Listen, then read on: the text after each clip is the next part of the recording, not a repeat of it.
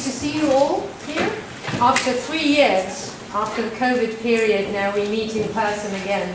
So tonight's, the motion of tonight's debate is this House believes that we should separate the art from the artist. And a few introductory words. I'm going to simplify the debate in a way, I guess. I guess it's safe to say that under the status quo, we all have, or most of us have, or we all have our favourite artists. And now, if you think of your one favourite person, of the artist that you think the world of, you know, someone who inspires you and fascinates you, and I don't know, someone whose work you consider to be outstanding, full of beauty, full of genius, full of insight, all of it. And now this person is suddenly accused of, and maybe not just accused of, and found guilty of some serious offence. It's done something really objectionable, something really harmful. You can imagine even homicide, you know, domestic abuse, misogyny, rape, hello. There have been so many examples. I know, homophobia, transphobia, what have I not mentioned, anti-Semitism, all of it, you name it. Now, how does that affect your attitude towards them? And more importantly, perhaps, how does that affect your attitude towards their work? How do we respond as society? Cancel culture, not counterculture, sorry, cancel culture. Does it work? Is that sufficient? So some considerations under the status quo. Now the government tonight is going to paint a picture of a world in which we shift our attention away from artists. And we do that in a rather radical fashion, according to this House, government House. We're going to ignore artists altogether. We render them anonymous, so there is no name attached to any work of art. What we're concerned with, what we want to focus on, is a work of art itself. So what it transpires, what the quality of art, if you will. We are not interested in the artist's personality. We don't want to know how their personality affects our interpretation. So none of that exists. It's a pretty radical shift, as I said, you can imagine. And now, obviously, they all have to respond to some questions. One question, obviously, being, on which side of the house do we get better conditions for creating art? On which side of the house do we get better, more art? Fairer treatment of artists? Not just more art, but better art as well. So these will be some of the questions that they will address and also offer some responses, some answers to. They will discuss, they will debate them, you will decide on them later on. By the way, they've also promised to deliver the shortest speeches ever in their lives tonight, and we will hold them onto that.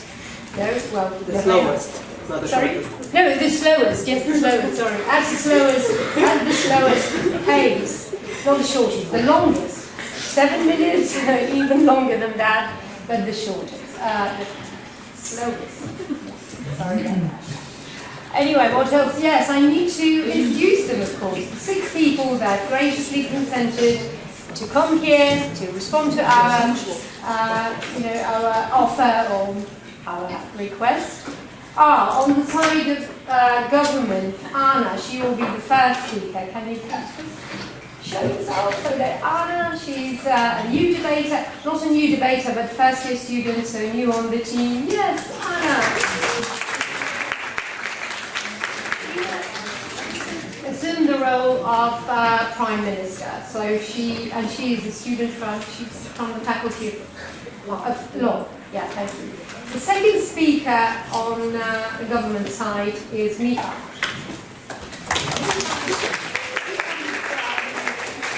The Faculty of Computer and Information Science, correct. And the third one, the last one, the government whip, is Nate. The Faculty of Politics is his cup of tea. Side opposition, the first speaker, Ursha, another student of law. And the second speaker, Martin, his the only one from this faculty, he studies philosophy. And the opposition whip, Yernea. Another future lawyer. So lawyers, you know, in the vast majority of lawyers. All right. Yernea will be the slowest, not shortest, of them all. Right. Okay. We also have the seventh person here. For a number of years, older students will know her. She's your fellow colleague, Nusha, from our department. She will assume the role of Madam Speaker / moderator, and she will also graciously explain the format, this debate format to you shortly and quickly, right? After the debate, there will be time for Q&A and for your comments. So please, and I think this is about it for me. So I give the floor to Nusha now, and lunch breakers, and I wish you a pleasant evening. Let it be informative and fun. Nusha.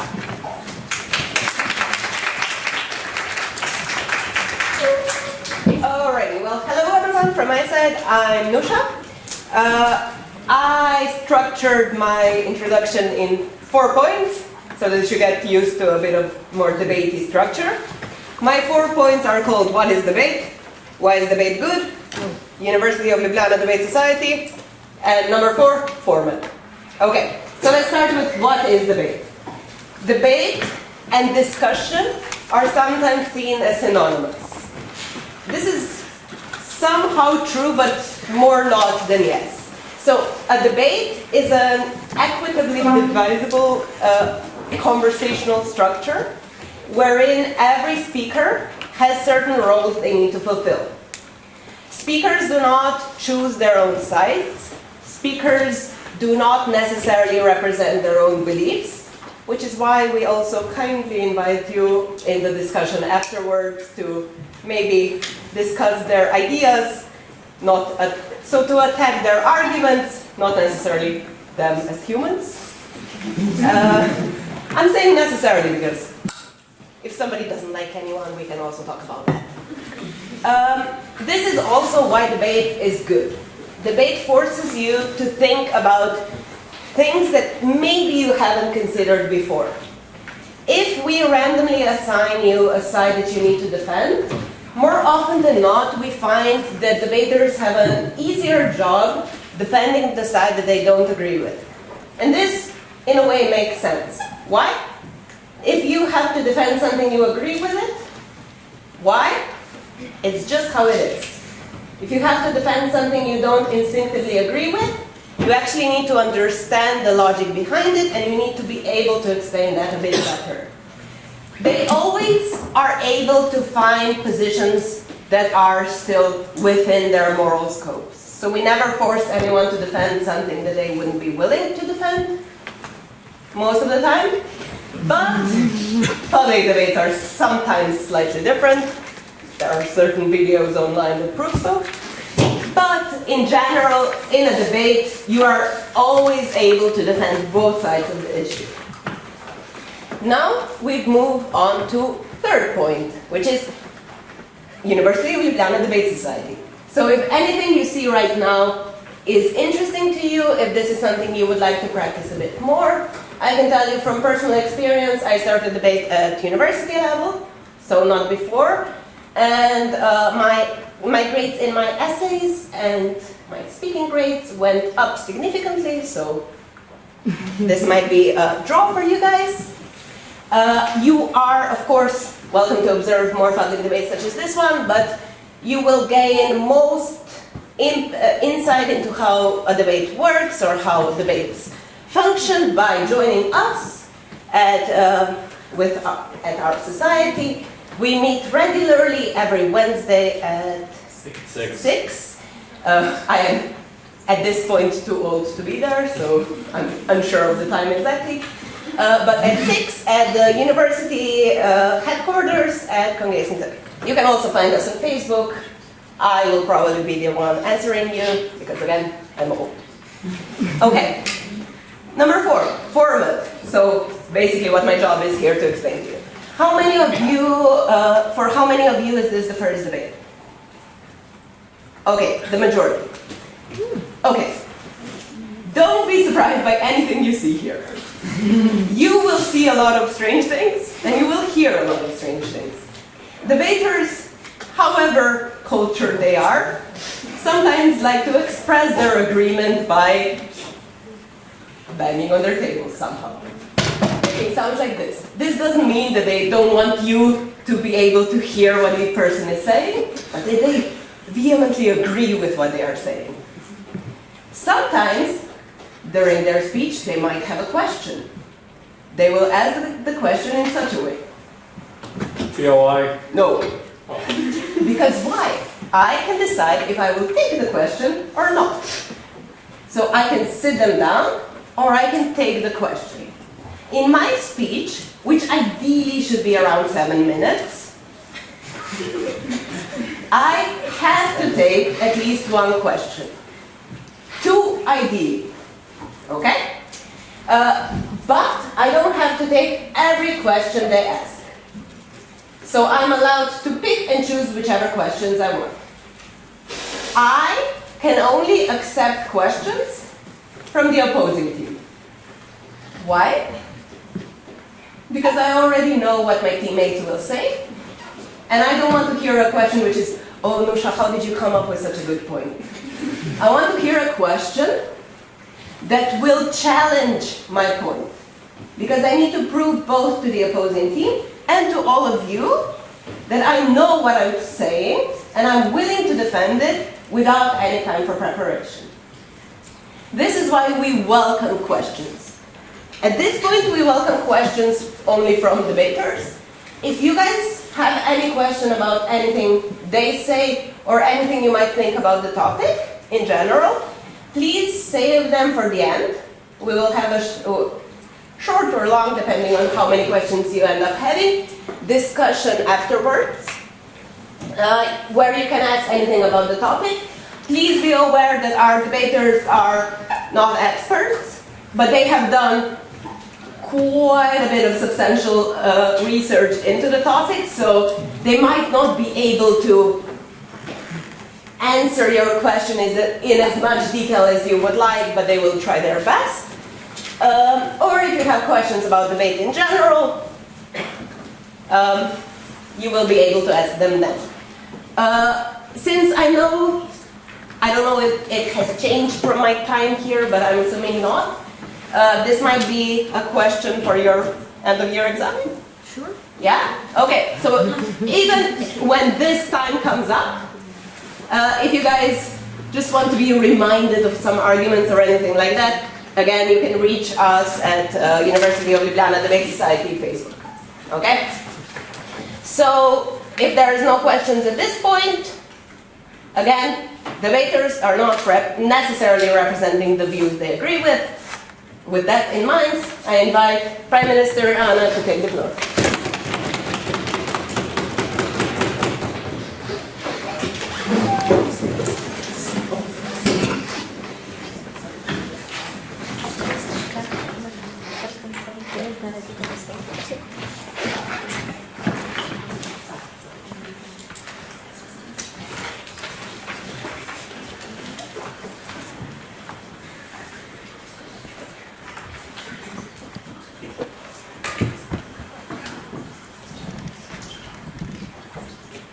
In order to be able to fully enjoy the art, we must separate the art from the artist. Only then we can encourage more production, interpretation, and creativity in art. We're proud to propose this motion for those reasons. In my speech, I will do 2 things. First, I will provide some relevant framing for the debate, and 2, I will talk about how we get better art for the audience. Mika, in his second speech, will also talk about how we get better artists, or just the situation for artists changes. First then, on 3 points of setup. 1. This debate includes all forms of art. This means visual art like paintings, sculptures, architecture, as well as music, literature, and films. Consequently, this also means that we define artists as people who produce any type of art you can think of. Secondly, in the status quo, art is not separated from the artist. This can be seen through a few things. A. Artist names are always known. If you remember the last time you walked through a gallery, you probably remember there are small squares under each painting where the artist names are also written. Secondly, we also associate the art with the artist. We view and understand the art with the understanding of who created it. If you're maybe a Taylor Swift fan, you probably know that, like most of her fans, her songs are connected somewhat to her exes, and you probably understand them with that understanding. Because you, for instance, understand that the song Last Kiss was a reflection of relationship between Taylor Swift and like one of her exes, not one of her friends. Thirdly, when we criticize the artist for the problematic views, we can either do one of those things. Firstly, we can also stop recognizing their creations, meaning cancel culture applies to both the art and the artist. Think of the Russian artists right now. Their works are being excluded for a lot of concert lists. This means that the cancel culture applies not just to the Russian artists, but also to the Russian songs that they produced. Secondly, in cases of a really famous art, we don't even cancel the artist because there is at best a minor backlash. Although Salvador Dali openly said that he dreams about Hitler like most men dream about women, he still was not cancelled because we have so much of admiration for all of his works. Third point of setup. On proposition, we would rather have art separated from the artist. What do we mean by that? Two things. One, all art would be anonymous. So at no point when enjoying the art, you would know who the artist is. So imagine when you're seeing, there would be no photo under the painting in the scenario in the gallery I described earlier. It would also mean that when you're listening to Spotify, for example, you would not be seeing who produced the song. Similarly, when you're watching a movie, you would not know the names of the actors or the names of the movie director. Lastly, this would also mean that we would still allow the year of the artwork being published or created, or like when the artwork was created being known. Because this is something that we can anyway discover through some hard analysis, so we think this is not like something which is really hard. Whereas, we would prefer all of the other parts of the artist's identity to be kept from the audience. With that in mind, let's move on to the first argument about how art is better for the audience. The thesis of this argument is that separating the art from the artist would make art better for the audience. We will prove that on 4 levels. Firstly, we would get more art quantitatively. So, like more works of art would be produced. There are people who are right now scared of expressing themselves even through works of art because they will believe they will be criticized, even shamed or bullied for the art pieces they produce. This problem is even greater in repressive regimes, where people are not just scared from being criticized, but are also scared for their lives. Because of those people being scared of the producing art, they're just less likely to create art because we have less art just being produced because we don't get art from like specific places. We think this is bad for the audience because they get less art to choose from. Comparatively, when we get more art being produced, when people's names are not known, when they're not scared for being shamed for the piece of art they produce, and their artwork is not tied to them directly, they're rather just going to express themselves and produce brilliant works of art that we're currently missing in the status quo. Yes? Do you think it's better to just have more art regardless of what the content of the art actually is? This leads me brilliantly to my second point, when I'll just show you how the art created to be better. So in status quo, some of the artists are really well known and respected. I think we can admit that to like a lot of different scenarios, through music, paintings, etc. They are either known and very respected for like some personal characteristics or some amazing work of art, and through that they can get a lot of fans who follow and respect every single thing they do. This also means that those fans will consider any future work of art just as good as the first one. So J.K. Rowling, The Casual Vacancy, has a rating of below 3 out of 5, but it still sales still topped like 1 million in English copies in like the first few weeks because people just saw the name of the author written on it and this meant something for it. This means that some authors are gaining profit and audience from everything they do simply because they are the one who did it. We think this is bad because nothing is forcing them to create the best possible art in every single scenario. They just are going to keep creating some mediocre art that deserves a mid-rating, but they get huge amounts of money and admirers. With separating the art from the artist, we give artists the incentive of always writing the best possible book, always taking the best possible photos, and always painting the best pictures, because they won't simply have a guarantee that the art will succeed on the market, they actually have to try for it. This means that the audience is really going to get more of the amazing works of art that we deserve and want to get as an audience. Thirdly, we also think that the art that will exist is going to get better because only the right of art will get cancelled. Currently, we have two main problems. A, art is just getting cancelled because artists said or done something wrong we consider problematic. Think of Johnny Depp being removed from Pirates of the Caribbean simply because accusations were laid against him. So although nothing was proven, such a significant part of the audience considered him problematic, which in turn affected this movie and the work of art. But B, problematic art from famous, respected artists simply does not get cancelled. For example, David Hamilton's erotic photos of objectified young women were simply displayed till less than 10 years ago. It took them 30 years to realize how problematic those photos are, just because the audience respected the artist so much and thus tried to see the best in those photos that obviously have nothing good in it if they're objectified teenage girls in it. How to separate the art from the artist actually make this better? If you don't know who the artist is, you're going to evaluate the art and the artist separately. So the bad and problematic art, like those young women, are going to get cancelled right away. But we don't just diminish the good art simply because it doesn't reflect the problematic views of the artist. So like J.K. Rowling, Harry Potter would never get any backlash on our side because we're not going to force J.K. Rowling into the work of art. This means that the audience can actually enjoy the art that's good and cancel the bad and problematic art, so we get more of this good or like clean art, whatever you want to call it. Lastly, we're also going to talk about how we're not only going to get more art and like the right art and the best possible form of art, but we're also going to get more possible forms of interpretations of the same work of art. So for everyone to enjoy art, there shouldn't just be one right meaning to it, one right interpretation, but everyone should find the best of the interpretation in the work of art. This cannot be done when we know who the artist is. Because if you think back to the example I provided in my framing about Taylor Swift, you're always going to just see one of the songs being connected to one piece of her life, instead of thinking how this song could actually not be about her ex, but apply to your situations, like your relationships, your friendships, or even how you're doing in school. Usually, to enjoy art, we really need to find meaning in it. The easiest way to do so is to apply it to our own situation, which means that there are people who can only enjoy art if it's separated from the artist.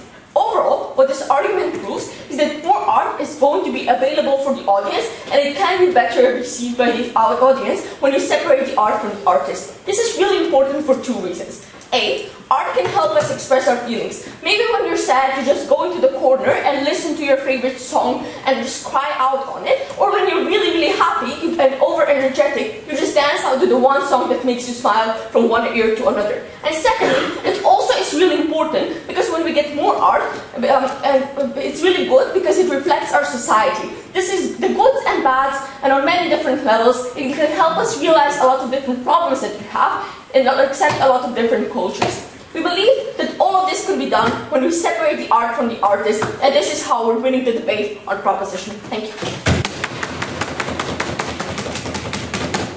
Okay, thank you, Prime Minister, and I invite the leader of the opposition to take the floor.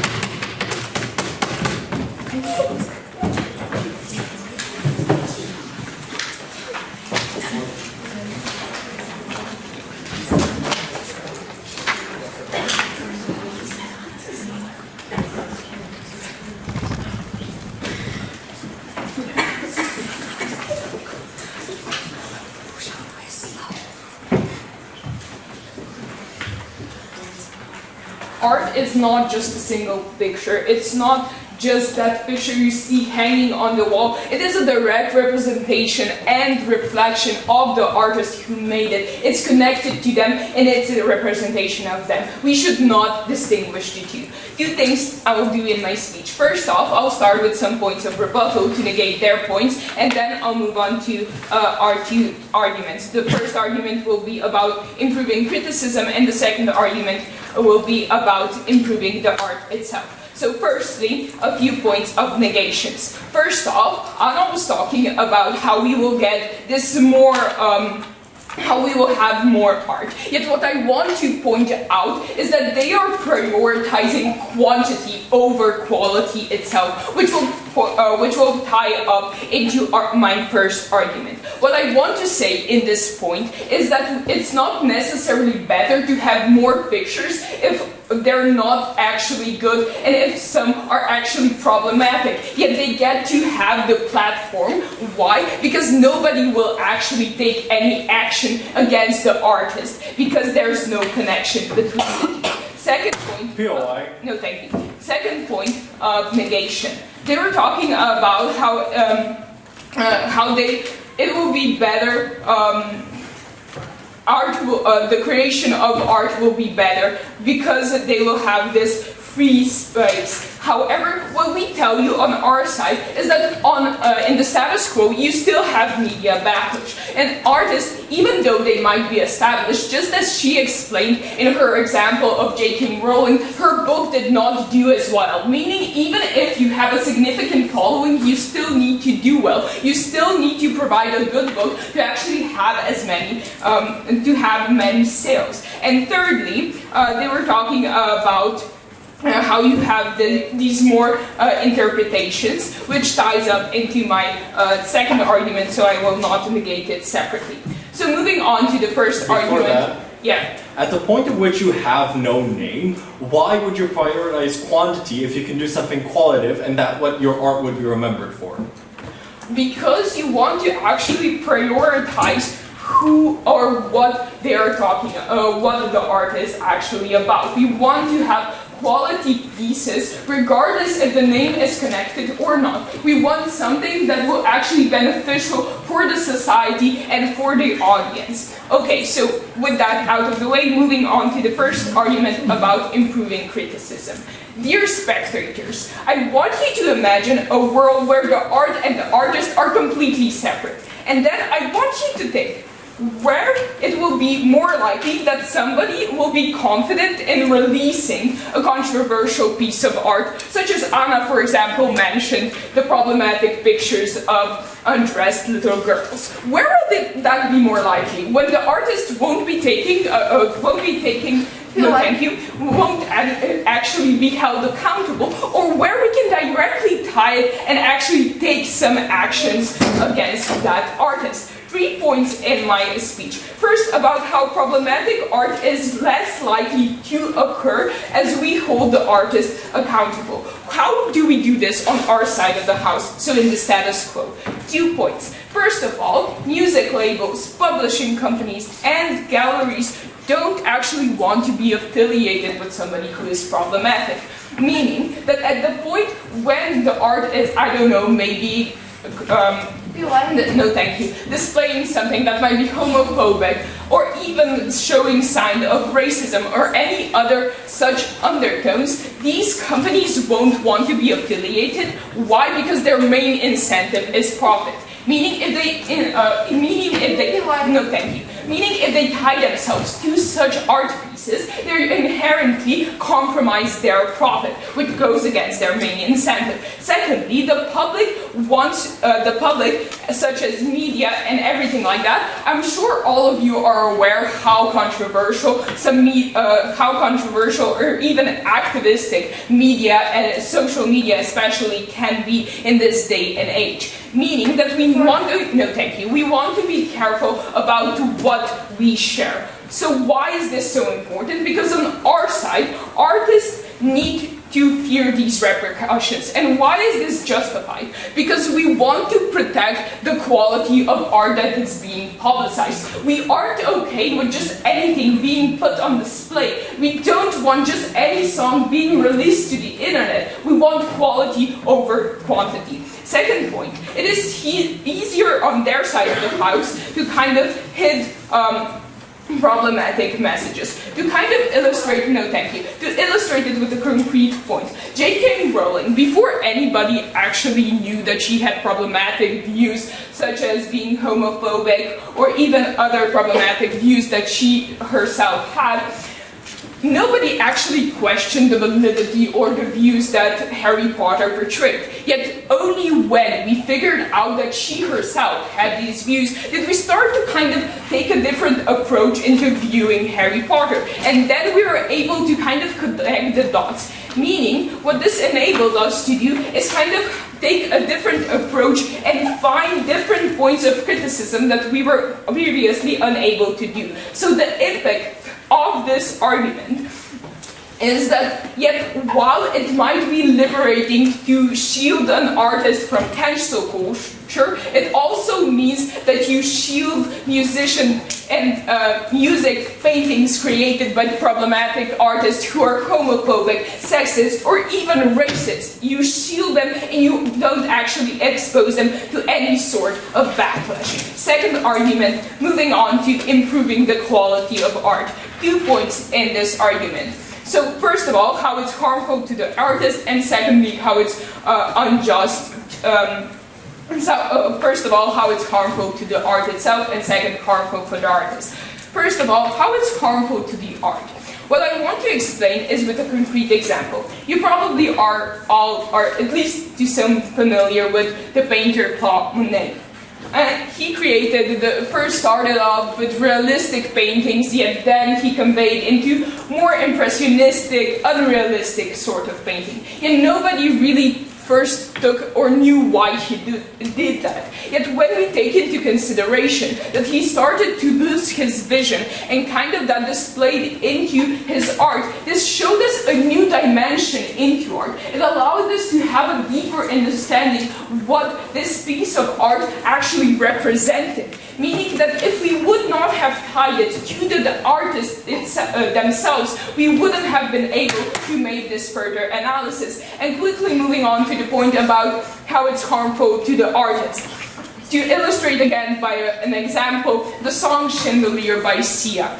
She portrayed in this song how she was struggling with alcoholism and addiction. What I want to explain here is that this song directly on first glance might not represent this. It's when you take into consideration what she was going through, you get to experience what she was going through. And this allows you to kind of have this ability to express yourself that Anna mentioned. Meaning it's not exclusive to their side of the house. You get to do expressing of art better on our side of the house. Why? Because we actually tell you what the artist was going through, what the artist was feeling, and hence you get to affiliate yourself with the feelings they had, and you get to have these interpretations. Thank you.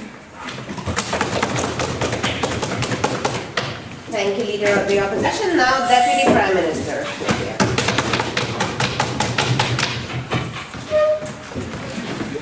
This is smaller than I expected.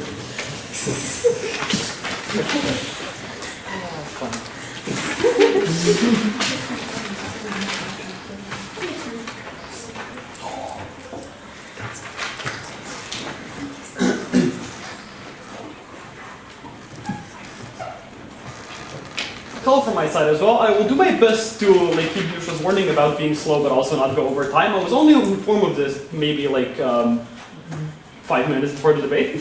So, I will begin with some points of refutation. Firstly, talking about their claim, which is not something we actually said, that we're talking about quantity over quality, right?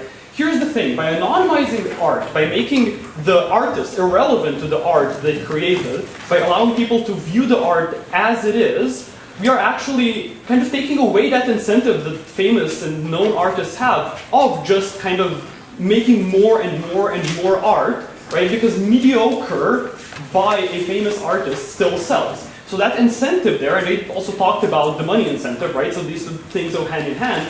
This incentive is actually present in the status quo, where, for example, we see countless kind of books by authors who have gotten famous. For example, J.K. Rowling. Yeah, her latest novels did not do nearly as well as Harry Potter. Why? Because they were simply not as good. Yet, they still made huge amounts of money, right? Now imagine another unknown artist makes the same kind of quality of novel, will it still sell as well? What we're saying is, yes, they sold worse than Harry Potter. They shouldn't have sold it all, right? And of course, I'm not talking about the specific. I have no idea what the contents of those books are.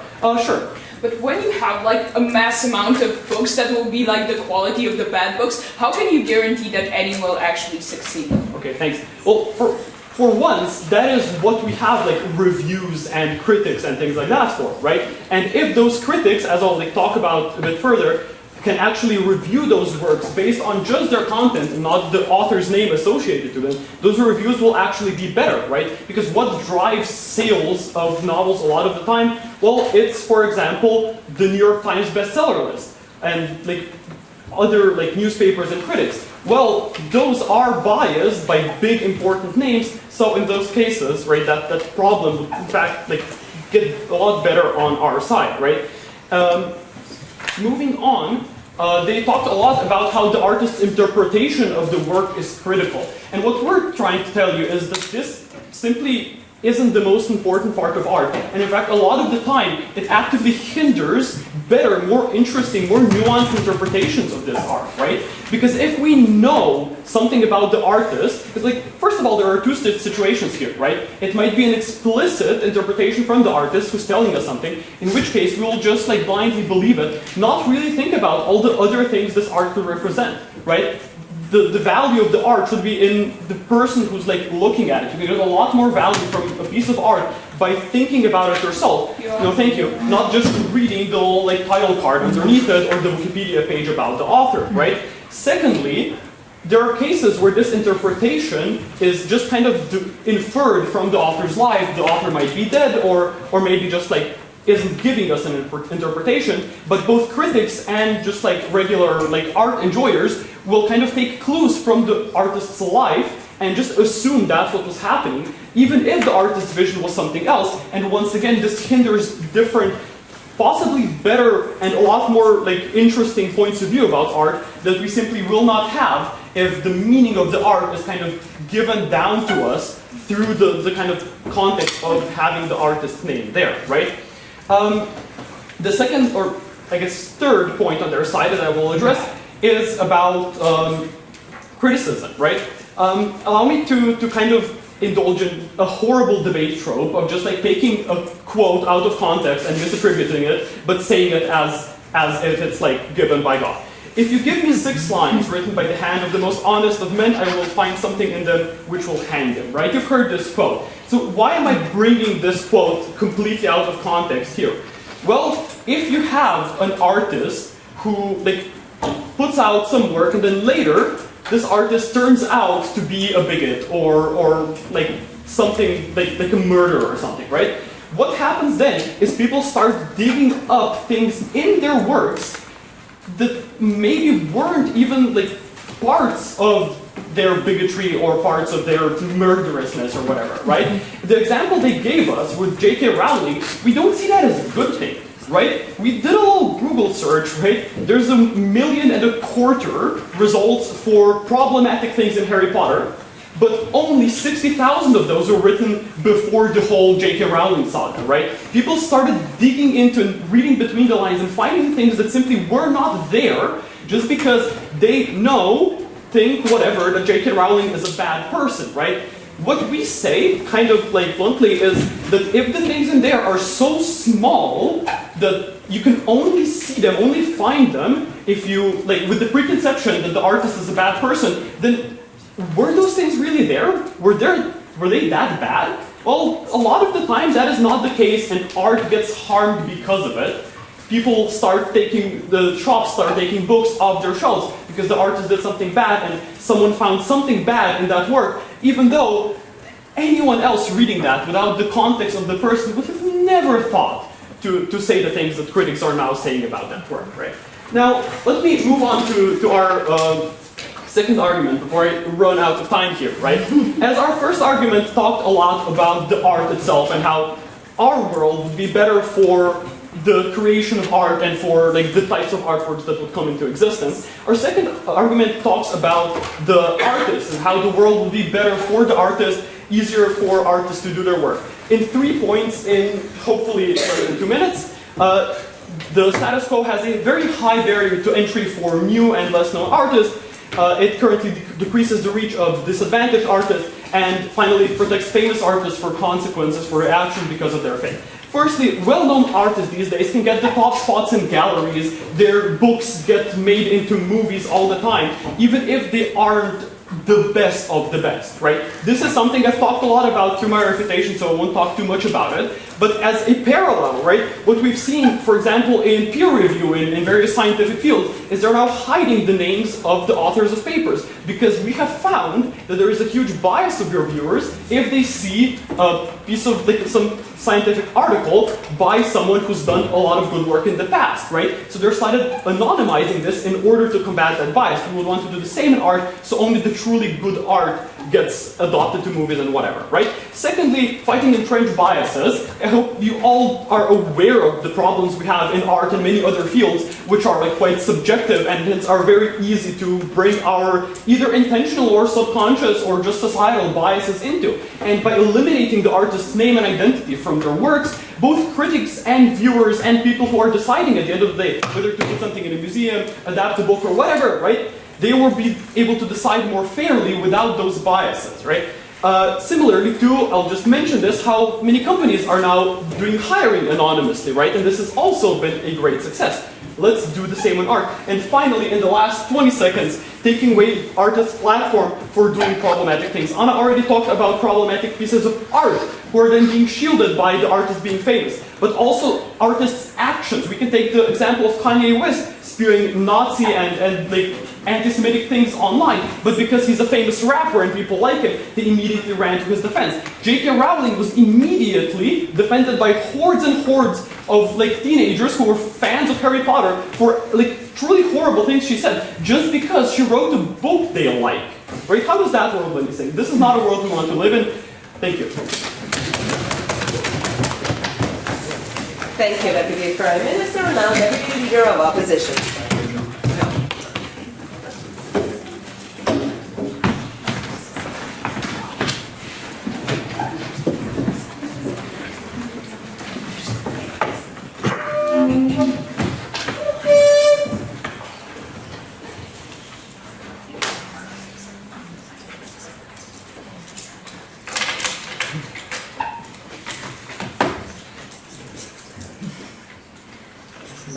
Yes. So the side of proposition clearly can decide whether they believe that if we connect the art with the artist, like every piece of art that is ever put out will get cancelled and like removed, or that artists that are like horrible people are going to get like still defenders and people who like care about them and defend their views and artwork, even though they are horrible people, as was evident in their second speech, where they first talked about how like J.K. Rowling was removed, even that was like nobody cares about Harry Potter anymore, even though the views in it are not explicitly bigoted, but then said that like artists still get like defenders. So firstly, about this point that problematic artists, so firstly in my speech I will like negate the point of side proposition and then move on to our final argument. So firstly, about their point about problematic artists getting defended, we don't see that as so much of a problem, because like the artists that are the bad artists, the problematic artists that are going to get defended will only retain a like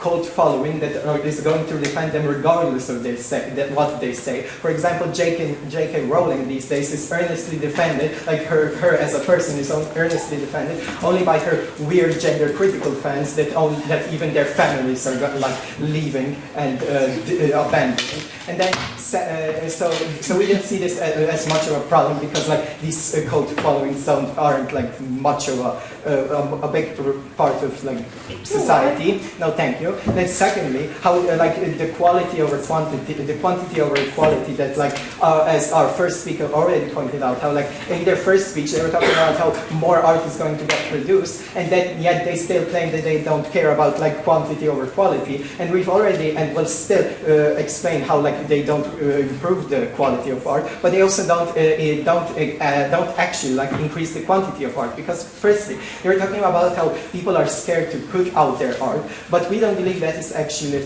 like the case, because like on our side, we actually give them an incentive that artists care about to put out their art, because when artists make art, they care about it and they put themselves in this art. Therefore, they want to be connected with this art and they want people to know that they are the ones who made this art. Therefore, we give them an incentive to create this art and put it out there. Therefore, on our side, we get more art. And secondly, we get the only incentive that like the side of proposition like retains for the creation of art is the money incentive, which is inherently like a worse incentive, because less artists actually care about money because they care about their art. And secondly, if the people who create art only care about the money, then the art is obviously going to get less well-produced and less meaningful and more just about the money.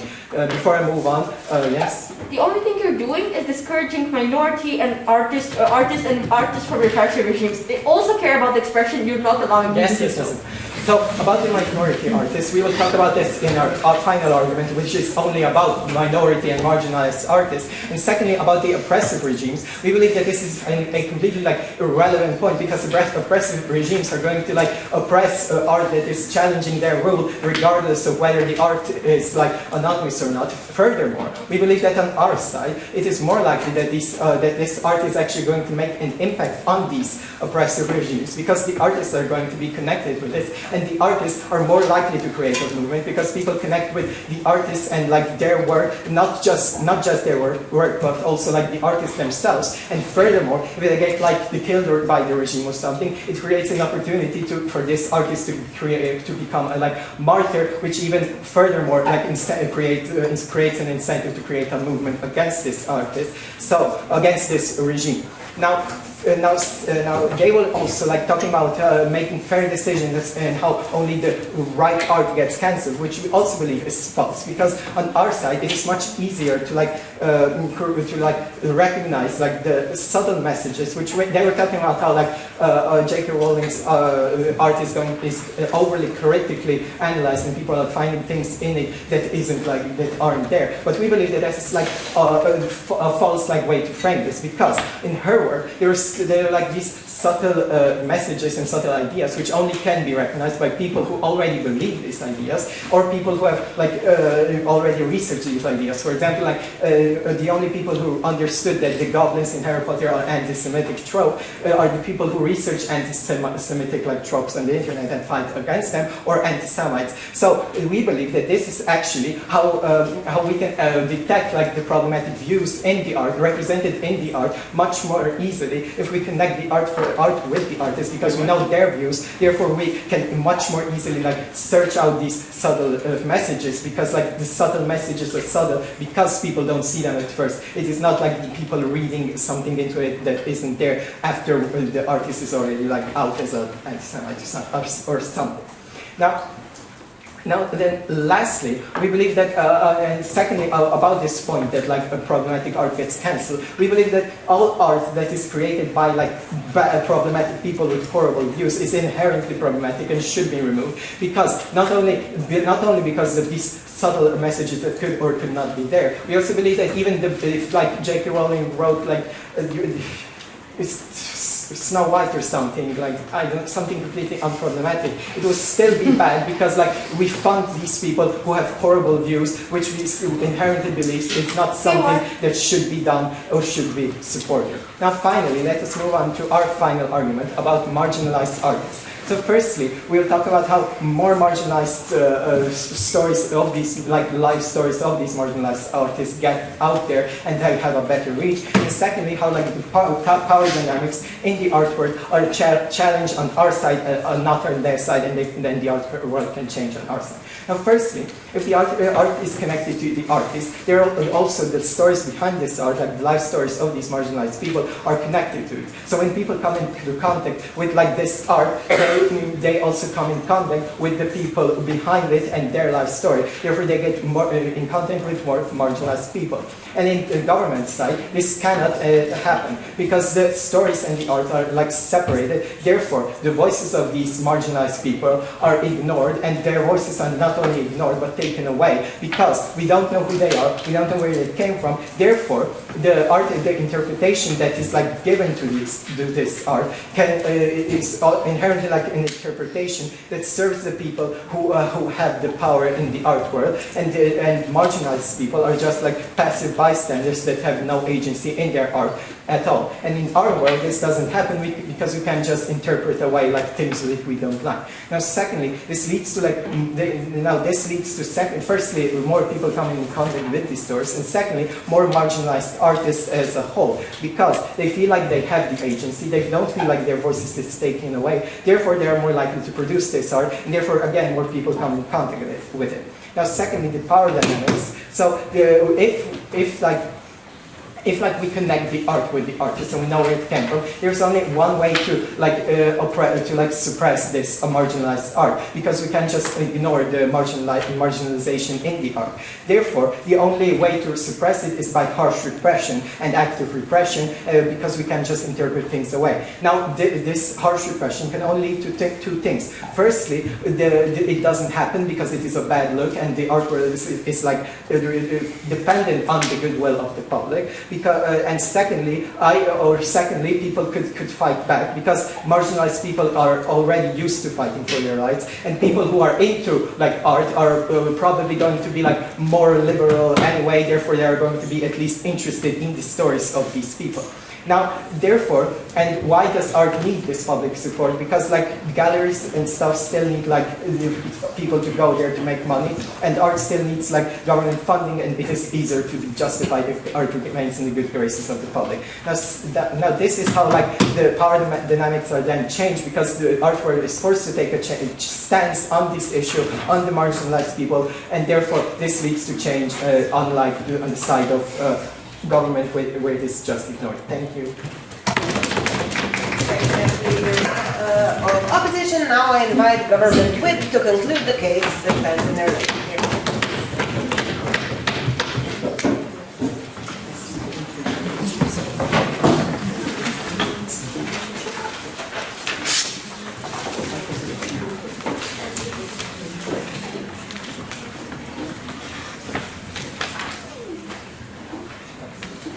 I'll start in 3, 2, 1.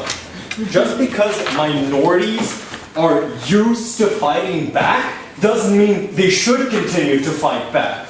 This is exactly what opposition does. They give them they give them more chance to face backlash in society, and they give them more chance to be pushed out and marked as social outcasts. What we do is give them a chance to show their art and to show who they really are without being defamed in the status quo. 2 things I'll do in my speech today. Firstly, I'll talk about better art, of course, and secondly, where it's better for the artist. So let's move on to the first class, which is talking about better art. I hope you don't mind, I like to walk around. Firstly, what's important? It's art being art. It's not a forced interpretation of what it's supposed to be via the arts. It's supposed to be enjoyed via the art itself. This is what we've been pushing for the entire time in today's debate. Quality over quantity. Oh, but even if we take proposition's case, okay, we believe that quantity will still be quality. Why is that? Because they have no name. They have no existing platform, which means that if they want their art to be recognized, not only locally, but globally as well, it has to be qualitative art. Thus, they're likely to probably produce quality art, throwing their entire case into the water with just that one statement. Right? Firstly, let's talk about forcing art to be connected to artist belief. There's a myopic school of thought here from proposition, right? At the point of which, and we've been pushing this down the entire bench, you have one artist, and let's say Wagner, who's been who's been connected with Nazism and actively been supporting Nazism, right? All his music, like Ride of the Valkyries, we all know that one, right? Is connected to Nazism. You don't enjoy the art, you don't enjoy the subtle orchestral theme inside it, but you connect it instantly to goose step marching and Hitler. And this is what we're trying to avoid on two scenarios. Firstly, it's bad for the public, thus meaning you're more likely to not enjoy the art by the way it's supposed to be. So something you're supposed to relax to, something you're supposed to enjoy via its quality, right? Secondly, it's bad for academia in general. We're no longer discussing, in, like for example, the music faculty or whatever in Vienna, about if Ride of the Valkyrie was so important in constructing classical music, but we're rather now talking about if Nazi ideology was forced just because we connect the artist to the art. And this is what we're trying to do on our side. We're trying to remove that connection and thus make it able for us to enjoy the art via its quality. Something that proposition clearly doesn't understand, right? Okay, secondly, where is it easier to have damage control or art to exist, right? And this is a response to Martin in particular, right? We tell you that check and balance systems exist in the status quo right now, right? But we take it a step further, right? Because note, let's characterize this for a moment. Let's use the example of Kanye West, right? He produces good music, let's say, but has problematic views. We connect those views to the music, right? And there's two things here. Firstly, Kanye West has a platform. Secondly, he has a platform, right? Meaning that it's hard to remove him from the status quo, right?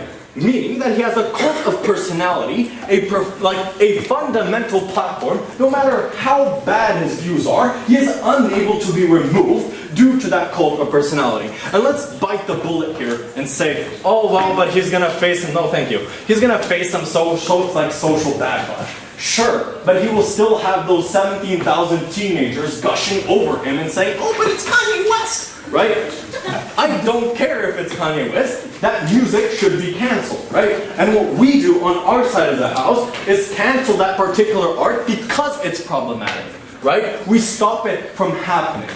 And now, let's say, and now on our side of the house, what we do even better, right, is this art, if it's seen as problematic, so let's say painting 13-year-old naked girls, right, it's instantly kind of cut off from existence, right? And secondly, we don't give them an ability to build a platform. And I think that's fundamentally important at the point at which we give them, no thank you, at the point at which we give them no voice whatsoever, right? And I think that's the great distinction between us. So we minimize the bad impacts on our side of the house, and secondly, we give the ability to form a better status quo at the end of the day. Now let's talk about this quality in a moment, sure. Let's talk about this quality, you know what, never mind. And let's talk about this quality thing, right?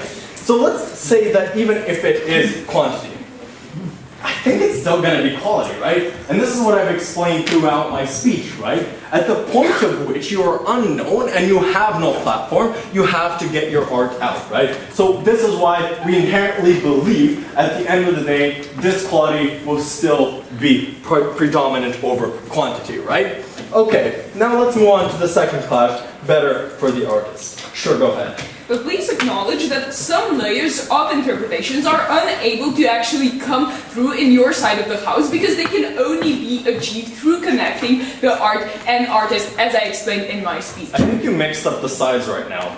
You have no artist on our side. You have no myopic school of thought, right? So you're more likely to interpret the art however you want to, rather than how the artist existed, right? Now let's move on to the second clash, which is better for the artist, right? So there's two types. Firstly, there are marginalized artists, and secondly, there's normal standard artists, your typical white guy producing art and hailed like the best artist ever, right? So let's talk about these people of color who are social outcasts in the status quo, right? Because one thing that happens on their side of the house, it's more likely that they will face backlash from society because they're a marginalized community, right? Let's be honest, even if it's not explicit anymore in the status quo, you still face microaggressions. Implicit little jabs at you because you're not white. This happens. And at the point at which you remove the artist from the art, you're more likely to have your paintings to be praised. You're more likely to have them look at what you've actually done rather than to base you as an artist yourself. Secondly, I think And predominantly, you're able to, in repressive regimes, give these people a voice. Something that opposition never tackled, but it's important to note that in repressive regimes, you're more likely to be able to produce art and not be hunted down because they don't know who you are. Secondly, in repressive regimes, it's also more likely that the quality of pictures you're going to produce, they might be burned, sure, but you're able to produce them still and you won't face any repercussions. You're still able to make those paintings, right? And that leads to our final point, which is the normal standard artist, right? You're not forcing the artist into the art, right? You're more likely to now have these implicit, like you're more likely to have a school of thought that's wide rather than narrow. And I think that's what's important with the quality of art. And trying to keep up with the time of my speech, right?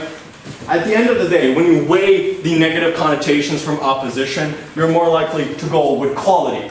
To go with minorities and marginalized people who are able to survive in the status quo. That's why you vote proposition. Thank you, government whip. Now I invite opposition whip.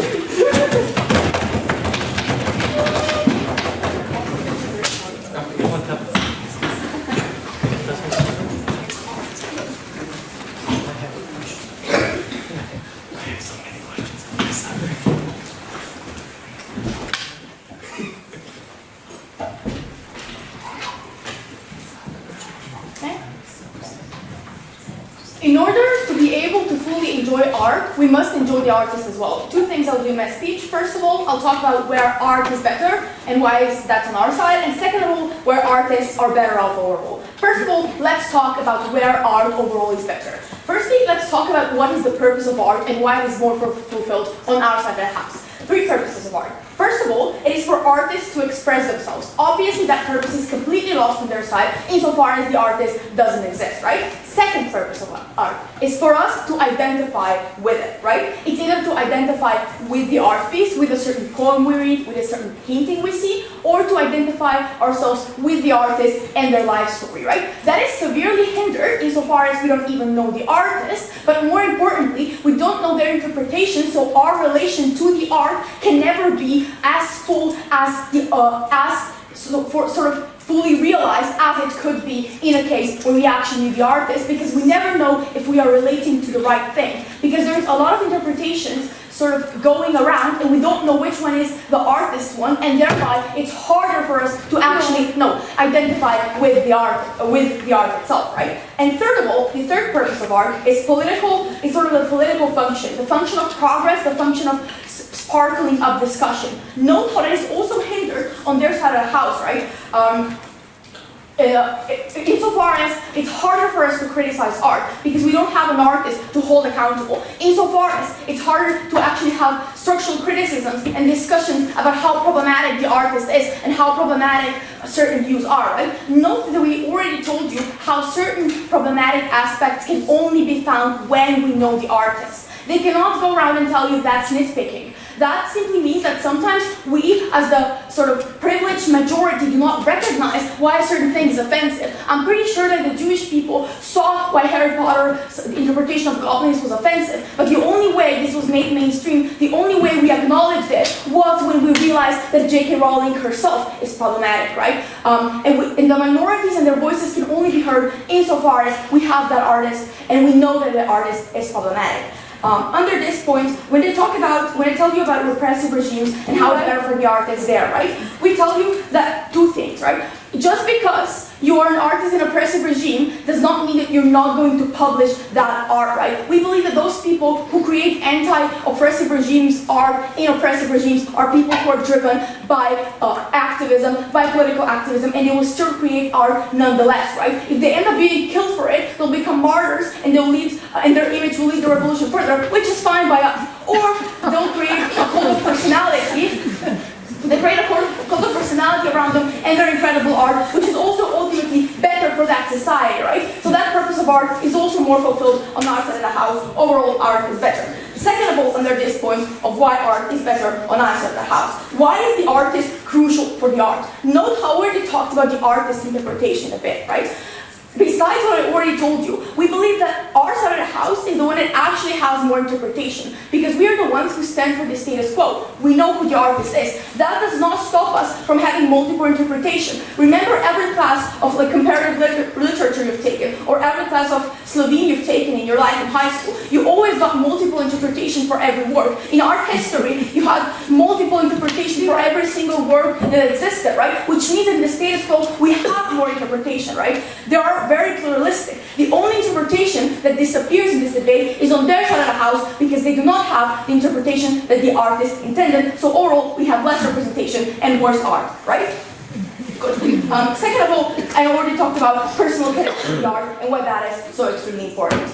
And on the third point of why art is better on our side of the house, we need to talk about criticism, right? Because we believe that having artists present and having artists be accountable can uniquely benefit to criticism happening, right? Because if a certain painting is problematic and we don't know the artist, we're briefly going to talk about how the painting is problematic and move on with our life. However, if we know the artist, if we have a face to attach to that problematicness, that will comparatively spark up more public discussion, more people will talk about it, we'll have more of that overall, right?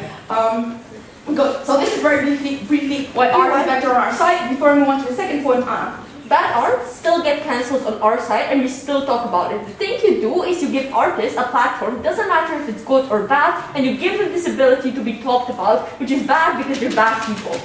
Just because someone is a bad, okay, when an artist is talked about and they are a bad person, they will not be praised for it. They will be cancelled by the people. They will be told that their opinions are wrong. They will be hated by the public. That is not giving them a platform, and if it is giving them a platform, it's giving them a platform for a bunch of people to tell them that they're shitty people, right? And we believe that that's inherently, at the end of the day, a good thing. Now moving on to where are artists better off? Three things here. Firstly, let's talk about minorities. Note that Nate, at the beginning of his speech, hugely mischaracterized the reality, right? The art world is inherently extremely elitistic. It's usually run by straight white men, right? Galleries are usually run by those people, by people who have massive amounts of capital and massive amounts of privilege. The odds that a person like that is going to let a person of color or a queer person into their gallery is extremely small, simply because they have a lot of inherent prejudices. However, on our side of the house, we as the public uniquely hold a gallery owner who does not publish any women, for example, accountable. Because we can say you do not have any paintings made by women. In their world, where it doesn't exist, we cannot say that, right? We cannot hold them accountable for their mistakes. And please do note that minority art usually includes sort of elements of their culture, right? If we talk about indigenous art, it has elements of their culture. If we talk about people of color's art, it has elements of their culture, which means that even if they're anonymized, they will still be recognized as a minority, still will be recognized as estranged by the person who is leading the gallery, by that privileged gallery owner, right? So it's actually, on our side of the house, we can actually have more minority representation. Why? Because we can have quotas, we can have affirmative action, and we can only have that on our side of the house, where the gallery owners are actually held accountable. Good. Second of all, where artists are better off, we have more self-expression for artists on our side of the house. Note that artists usually create art in order to express themselves, to have a certain intimate, emotional aspect of your inner happenings be presented to the world and for people to relate to you. That is lost when it's anonymous, right? You cannot have people relate to you as a person. Sure, they relate to your art, but they do not relate to you as a person, and a lot of artists would be discouraged by that. Furthermore, we believe that it would be absolutely heartbreaking for the artist to put 10 years of their life into the work and then see it be interpreted wrongly by the public, right? It's important for the artist himself or herself to also be able to sort of have that interpretation go out, to tell the people what they meant by a certain work, by a certain art piece, right? It is not just about we who consume art, but also those who create art, right? And because I'm almost running out of time, that'll be it for my speech. Please vote opposition, because we prove to you that art is better on our side of the house, and it will also be better for the artist. Thank you. Okay, thank you, opposition. Wait, now all debaters go in front of the board. I forgot to tell you. We're getting shot. Lining us up. This is why you don't make the artist know. Through practice, we discovered that if they are allowed to keep sitting, you do not hear their answers. So this is how they will answer your questions now. Okay, does anyone have any questions? Yeah? Do you consume art made by problematic artists? Absolutely. I listen to Wagner.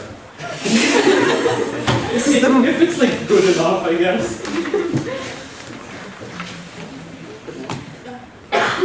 Probably. It's hard to know who's problematic and who's not. Probably, but like not people who are like extremely problematic that I know about, but like what do you consider extremely problematic here? Also up to discussion. I would say if I know they're problematic, probably not, but I don't really keep up with who's problematic, so that might be a problematic thing. So I would not know if I keep up with problematic artists or not. Listen with ad blocks so they don't get money. Most of my problematic artists are dead, so it's fine. Do you find issue in like defining what is problematic in the first place? Because oftentimes it's like the Western world that dictates what is problematic and what isn't. So I think pushing like our narratives as to what is good and what is not problematic back on art that used to exist in like very old ages is bad. Because then we're just going to get everything to be seen as problematic, because like all the past systems are probably problematic if you apply our understanding of democracy right now, like that. So yes, it's probably hard to define what is problematic for like individual categories. I also think that when it comes to deciding what's problematic and what's not, well, it is hard to decide. Usually, we should listen to the people who are offended by something, right? And then I think that it's pretty much fair to say that if a certain minority says that says that's offensive to me, that's then problematic. Yep. so you debated if we should separate the art from the artist, but do you believe we can actually separate art from artists? I mean, the motion itself is like a hypothetical, so we hope that we assume that that's the case. Maybe by actually removing the names with like a radical policy, you would not know who the artist is. But just like thinking about the art and trying to separate the art from the artist, like not seeing a problematic actor in the movies that you also know isn't a problematic actor in real life is pretty hard, I think. I think it's rather unrealistic in this day and age to expect to separate the art from the artist because we're so centered around profit. And hence, I don't think it would be in the artist's interest to separate the two because they directly either get publicity. And I think that either it's good publicity or bad publicity. It's publicity in the end, and they get to profit off of that. And hence, it would be much, much harder for either established or unestablished artists to even make a name for themselves if the art that they made could not be tied to them.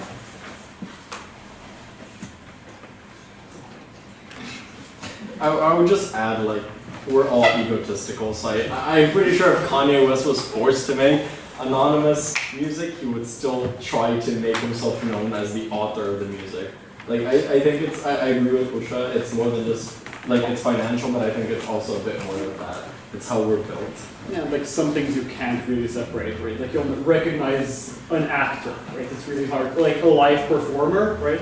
But like it's, I think what have you said? Like it's about perspective a lot of the time. We can like in our heads disconnect the two, and that could be beneficial in some cases. Also not debatable. But it's more up to the people consuming the art to separate the two. We can't really like kind of surgically do it for them.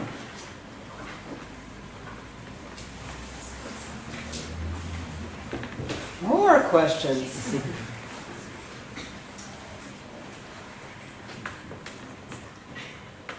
Comments and criticism allowed as well. Who did you like? Who didn't you?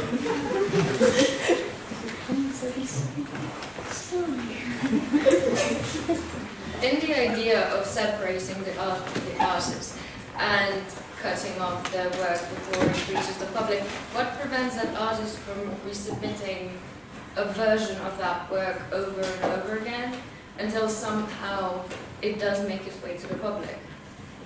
Death penalty. No. That give you enough time to think? I mean, there is a lot of that already, right? People do just throw things at the wall to see what sticks. So we've kind of built the industry around dealing with that to some extent already. It would be one way of getting around it for artists, yes, and they would probably try to do it. But like, first of all, if they keep doing it until like they like change it and change it and change it, and at one point it's like good, then like I think we've actually accomplished, right? They've actually made it better. And if like after trying and trying and trying, we finally accept something through pure chance that's like actually like bad art, this isn't something that's unique to this situation. We already do that. I think like if that were potentially to happen, although I don't know how smart it is because I don't know what would happen with like past art writing system. If that potentially happened, there would probably be like a lot of regulations as for every single thing we have. So you probably wouldn't be allowed to submit art multiple times or like similar art because maybe it could be considered copyright for whatever reason. It's similar, you don't know that the same person made it. Just an idea. Using copyright law, I like it. The lawyers. Huh? Of course the lawyers come up with like copyright law.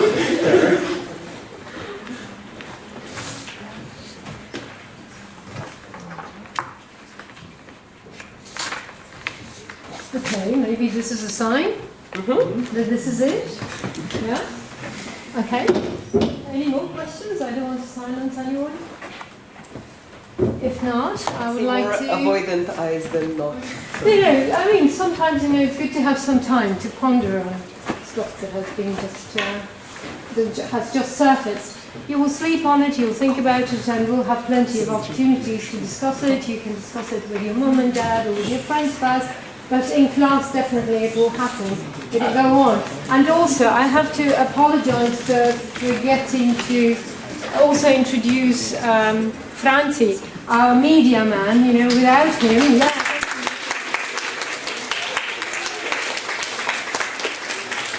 We will make sure that this will be uploaded on YouTube, you know, tomorrow, so we can rewind it, we can watch it multiple times, a certain section, because this was not the slowest speech, the slowest debate you've ever witnessed, and something obviously happens once you step out here. Something happens, and you know, the speed goes up. But however, Miha graciously stepped in. He was not with us before, so we met for the first time just now this evening. He was not warned beforehand. But warning doesn't help, it doesn't help much, obviously. Anyway, we are grateful. Thank you very much. One big round of applause for our debate.